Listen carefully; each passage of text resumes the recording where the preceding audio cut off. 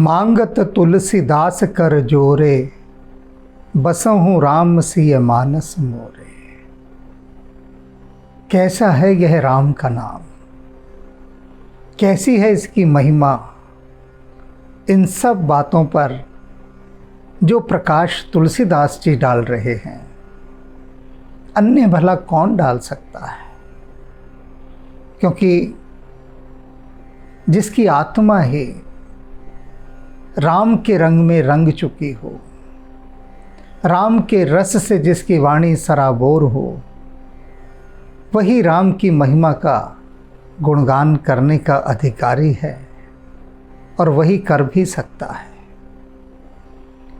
तुलसीदास जी इतने सुमधुर ढंग से, इतने युक्ति ढंग से राम की महिमा कह रहे हैं कि अज्ञानी से अज्ञानी भी यदि चाहे तो इसे पा सकता है, इस संपदा से समृद्ध हो सकता है।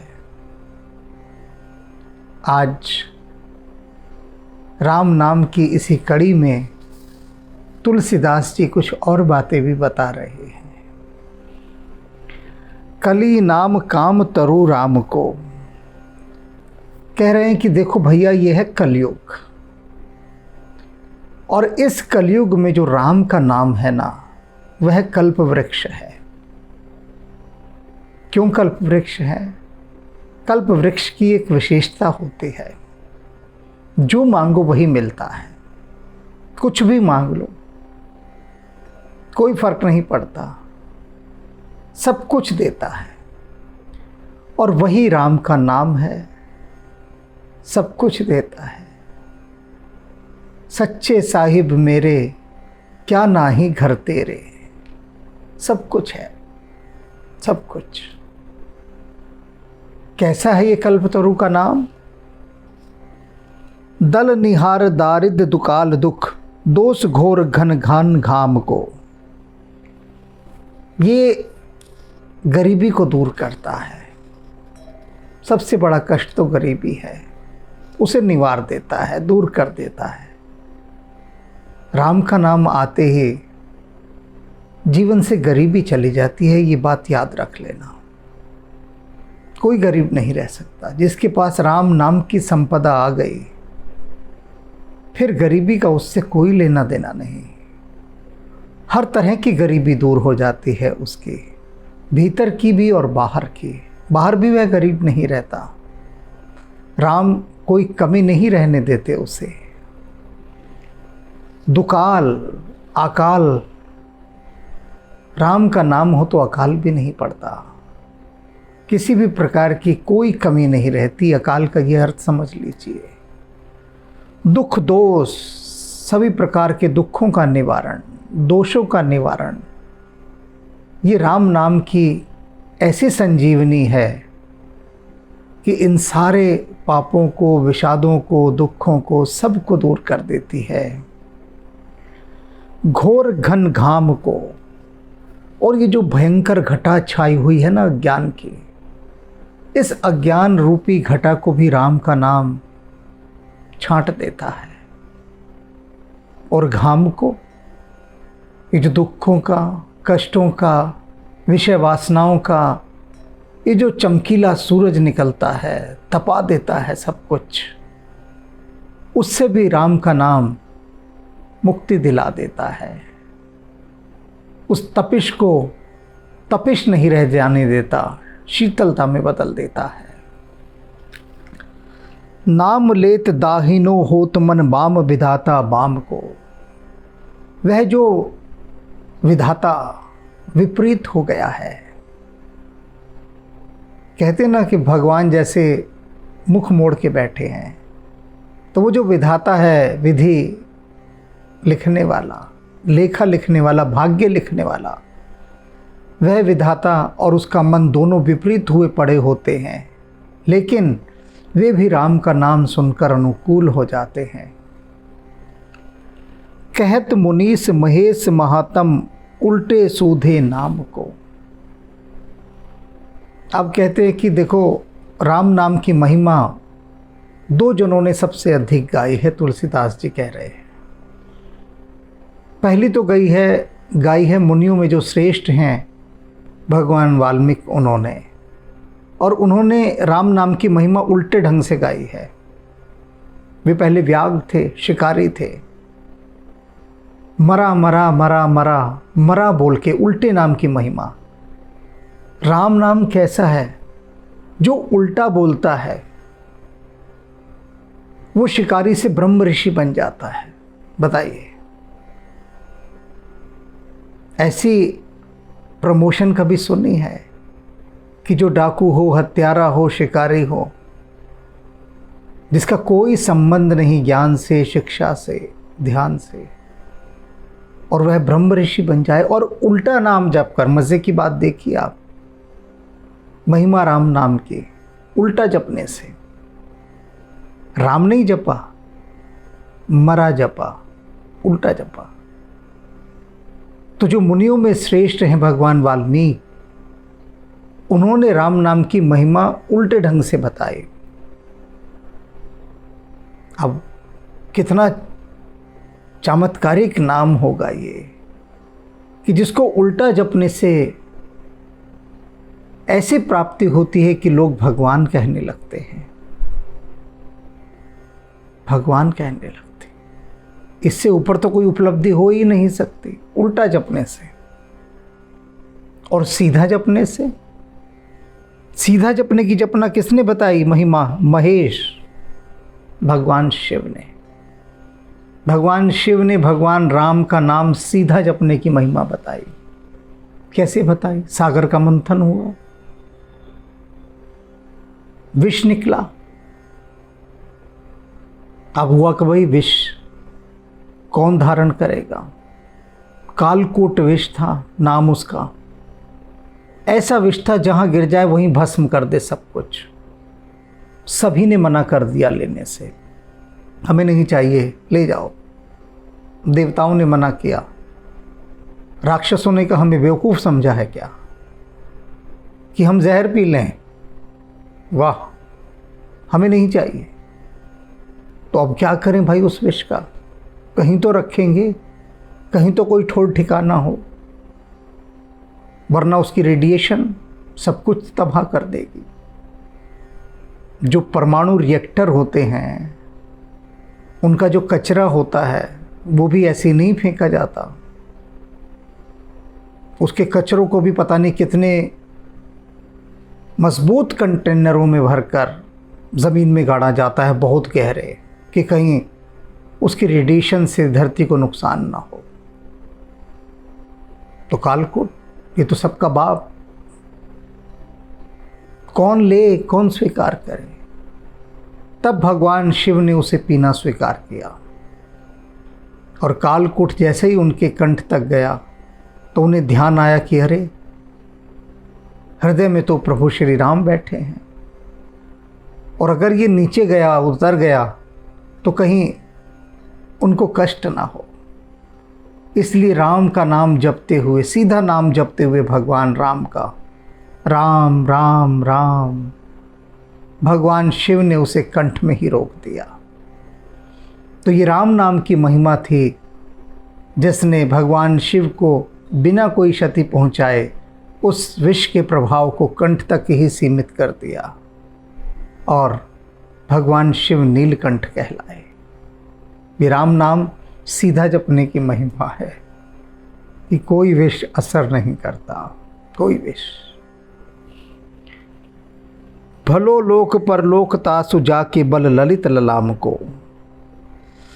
कहते हैं जिसे केवल राम जी के सुंदर नाम के बल का भरोसा है ना, उसके लिए यह संसार और दूसरा संसार दोनों सुखदायी हैं, दोनों सुख देते हैं उसे। जिसे राम नाम का भरोसा है, इस सुंदर ललित ललाम, इस सुंदर राम नाम का जिसे आसरा है, भरोसा है, विश्वास है, उसके लिए लोक परलोक दोनों भले हैं। तुलसी जग जानियत नामते सोच न कूच मुकाम को। कहते हैं इस राम नाम के परमानंद में लीन रहने वाले को यह संसार और दूसरा संसार, उन दोनों में सुख ही सुख दिखाई देता है। दोनों में उसको सुख है, उसे कोई अंतर नहीं पड़ता किसी भी प्रकार का, क्योंकि वो तो राम नाम की मस्ती में ही डूबा हुआ है, आनंद में डूबा हुआ है। जो सच में राम नाम में डूब गए हैं उन्हें घर परिवार गृहस्थी ये सब बाधाएं नहीं लगती, मुसीबत नहीं लगती। अभी कुछ दिन पहले की बात है, एक व्यक्ति का मेरे पास संदेश आया कि मैं सब कुछ छोड़ छाड़ कर हिमालय जाना चाहता हूँ। ये संसार मुझे एक झंझट लगता है, ये परिवार, ये रिश्तेदार सब मुझे सांप के समान लगते हैं। तो मैंने उससे पूछा कि उनका पालन पोषण कौन करेगा? अगर तो हिमालय चला जाएगा तो जिम्मेदारी तो तेरी है। तो उसने कहा मैंने इतना पैसा कमा के उनके लिए छोड़ दिया है कि किसी को मेरी कोई फिक्र नहीं है, अभी भी नहीं है। तो मुझे तो लगता है कि मैं इस घर में हूँ ही क्यों, इसलिए मैं ये संसार छोड़कर राम की शरण में जाना चाहता हूँ हिमालय। और मुझे तो बस राम नाम के अतिरिक्त कुछ नहीं अच्छा लगता। उसकी बातें सुनकर मैं समझ गया कि बहुत कच्चा घड़ा है ये, अभी बहुत कच्चा घड़ा। इतना कच्चा घड़ा है कि इसके अंदर अगर मैंने एक अंजुली पानी भी डाल दिया ये गल जाएगा। और वही हुआ, वही हुआ। मैंने उससे कहा हिमालय चले जाना, जल्दी क्या है, जल्दी क्या है? जब तुम मेरे पास आ ही गए हो, मुझसे मार्गदर्शन मांग ही रहे हो, तो थोड़ी दूर मेरे कहे अनुसार भी चलो ना, चल के देखो। और उसके बाद नहीं ठीक लगे तो चले जाना हिमालय। ना हिमालय कहीं जा रहा, ना तुम कहीं जा रहे। बोलो स्वीकार है। अब वो डर गया। राम नाम में डूबा हुआ है कहता है स्वयं को, और डर गया। डरते डरते बोला कि हाँ ठीक है, आप बताइए साधना। मैंने उसे कहा कि ये कुछ महीनों की साधना है, ये कर, और उसके बाद फैसला कर लेना हिमालय जाना है या यहाँ रहना है, तेरे हाथ में फैसला है। मैं तुझे वो विधि दूंगा कि जिससे तुझे ये समझ आ जाएगी कि जो राम है वो हिमालय में नहीं बैठे हैं। राम तेरे बीच, उन लोगों के बीच में है, उन लोगों के साथ हैं जिन्हें तू कह रहा है कि सांप जैसे मुझे दिखते हैं। तुझे अपना परिवार सांप जैसा दिखाई दे रहा है, तेरे परिवार वालों को तो तू सांप जैसा दिखाई दे रहा है। अंतर कहाँ हुआ? कहाँ अंतर हुआ? अगर तू राम नाम के परमानंद में डूबा होता तो तुझे कोई अभिप्राय नहीं था। तुझे कोई सांप भी समझ रहा है या तू किसी को सांप समझ रहा है, तुझे सांप में भी राम दिखाई देता। मीरा को तो दिखाई दे गया था, सांप भेजा था मीरा के लिए। वह बावरी ऐसी परमानंद में लीन थी कि सांप शालिग्राम बन गया, और तुझे शालिग्राम भी सांप दिखाई दे रहे हैं। अरे ये जो परिवार के लोग हैं, ये राम जी ने दी एक जिम्मेदारी तुम लोगों को। ये सारे परिवार के लोग अमानत हैं तुम्हारे पास राम जी की, और तुम अमानत में खयानत डाल रहे हो। शर्म आनी चाहिए, शर्म आनी चाहिए। राम का जो भक्त होगा वो सबसे पहले अपने परिवार के प्रत्येक सदस्य के सुख दुख का ध्यान रखेगा। अपनी पूरी चेतना सबसे पहले अपने परिवार पर लगाएगा, धर्मपूर्वक, अधर्मपूर्वक नहीं। यह नहीं कि अपने परिवार के लिए दूसरों का पेट नोच नोच कर ले आए, दूसरों का खून चूस कर ले आए और उनको दूसरे लोगों का खून पिलाए, पिशाच बना दे अपने घर के सदस्यों को बेईमानी का पैसा खिला खिला के। ऐसा नहीं। धर्मपूर्वक जितना भी राम जी दें, चाहे थोड़ा दें, चाहे एक रोटी दे राम जी, आधी रोटी दें, तो आधी रोटी में थोड़ा थोड़ा सा टुकड़ा पूरे परिवार को देकर रूखी सूखी खा के ठंडा पानी पिए और राम का नाम भजा जाए। ये है सबसे बड़ी कला। तो राम के नाम की पहली पहचान मैं बता दूं तुम लोगों को। जो स्वयं को राम का भक्त कहता हो और उसे अपने परिवार वाले सांप जैसे लगते हो, तो समझ लेना कि अभी राम बहुत दूर हैं, बहुत दूर। ये फैशनेबल राम नाम का कोई अपने ऊपर ओढ़ना ओढ़ लिया होगा, फैशनेबल, स्वयं को राम भक्त कहलाने का। अगर राम भक्त हो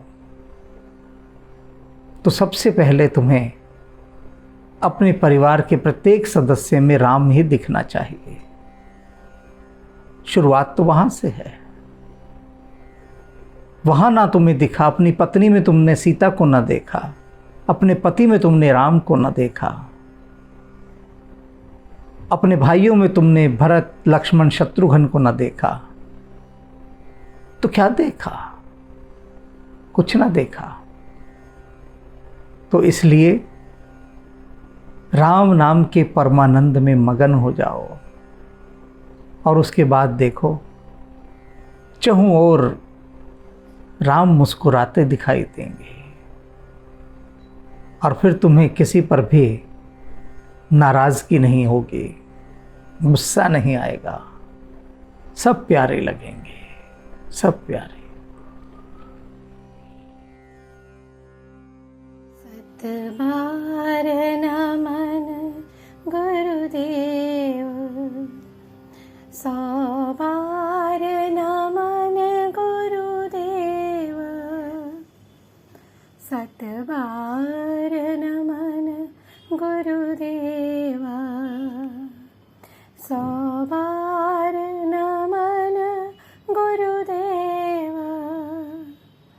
गुरुदेव गुरुदेव गुरुदेव गुरुदेव गुरुदेव गुरुदेव गुरुदेव गुरुदेव, सौ बार नमन गुरुदेवा, सतबार नमन गुरुदेव,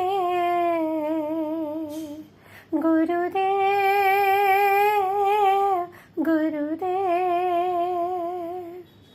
गुरुदेव गुरुदेव गुरुदेव गुरुदेव, सतबार नमन गुरुदेव, सौ बार